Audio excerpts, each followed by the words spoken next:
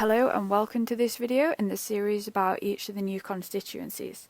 For this video we are looking at one of the new constituencies in the North East. In this short video we will look at the details on the new constituency, how this new one is formed, the previous results, the 2019 results, current candidates, and make predictions with different levels of how bad of a day it might be for the Conservatives. Please comment below for anything you'd like to see and subscribe to our channel to see new updates that we'll do and discussion videos as the election gets closer.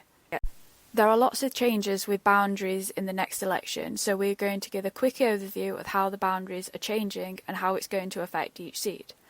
Only 65 seats, or 10% of the seats, are staying the same, so here we're going to compare how the new seat compares to the main one that is replacing.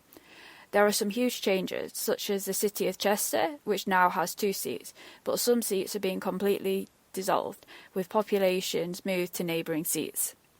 So why are the boundaries changing? Every so often there are boundary changes to represent the current population movements. Some of them are based on land without any population, and some of them are just because of population, for example new housing estates.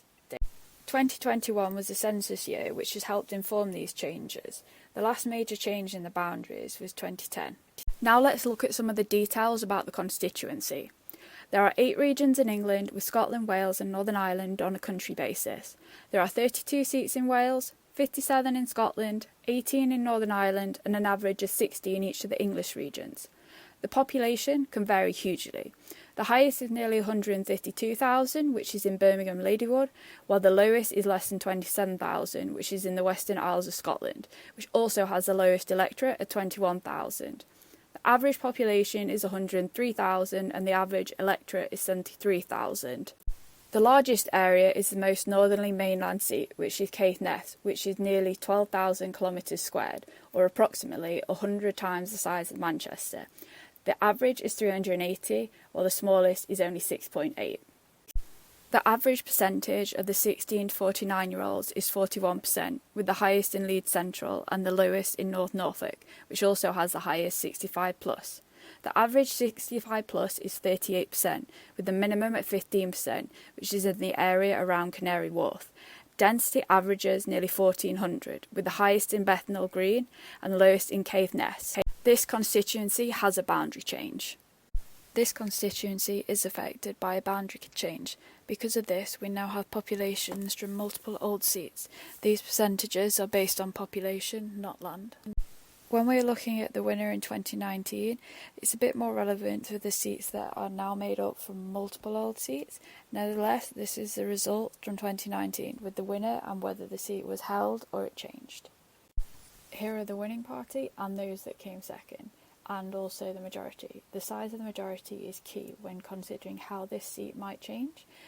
Maybe not so much when there's a big Labour majority or Lib Dems, but for pretty much any Conservative seat, it's possibly not considered safe, bar a very extreme few.